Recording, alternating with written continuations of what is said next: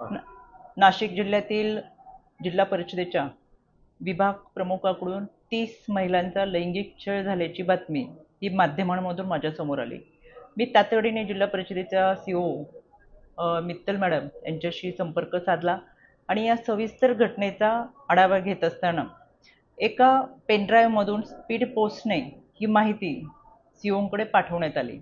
ज्यावेळेस हा पेनड्राईव्ह पाहिला गेला त्यामध्ये अतिशय आक्षेपार्ह काही व्हिडिओ होते, काही मेसेज होते आणि त्या संदर्भातली सविस्तर माहिती होती.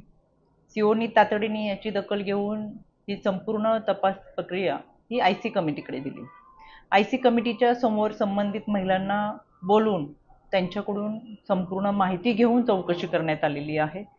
2 दिवसामध्ये IC कमिटीचा रिपोर्ट हा तयार होईल आणि हा IC कमिटीचा रिपोर्ट तयार झाल्यानंतर हा संबंधित पोलीस विभागाकडे कारवाईसाठी दिला जाईल. राज्य महिला आयोगाचे अध्यक्ष म्हणून या संपूर्ण घटनेचा पाठपुरावा आम्ही तर करूच. 2 दिवसामध्ये सादर केल्या जाणाऱ्या या रिपोर्टनुसार त्यामध्ये जे काही पुरावे सापडतील त्यानुसार कायदेशीर कारवाई केली जातील. कोणीही संबंधित व्यक्ती यामध्ये जरी असेल तर कोणालाही पाठीशी घातलं जाणार नाही. अतिशय कडक अशी कारवाई या माध्यमातून केली जाईल.